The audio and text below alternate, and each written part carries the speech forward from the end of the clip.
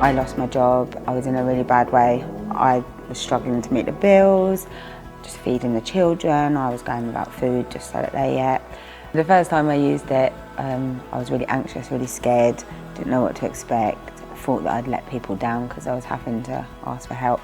I'm quite a proud person and I don't like people to think that I'm struggling. But yeah, it was hard to do.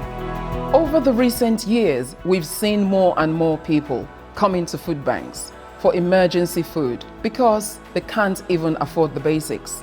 And the pandemic has pushed even more people into extreme poverty. Churches are vital to the work of food banks.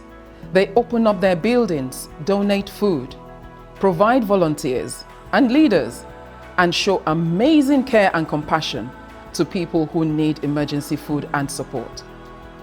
And will continue to work together to provide this support for as long as it's needed.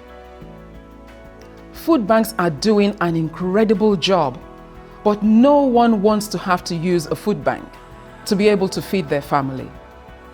And it isn't right that so many people are needing to. It's so important that food banks don't become the new normal. All of us depend on other people for our well-being, whether that's our families, friends, employers, businesses, or public services.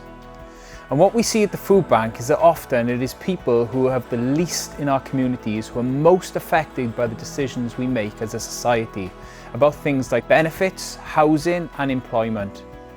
Unless these decisions come to better reflect the principles of dignity and compassion, justice, and community, we will continue to see people being trapped in poverty and unable to enjoy a fuller life that Jesus intends for us all.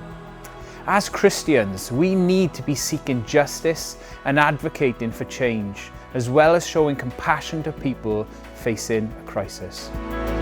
So at the Trussell Trust, we want to work together with food banks, with churches, with communities, businesses, local and national governments, for a more compassionate and just society where no one needs emergency food because we all have enough money for the essentials.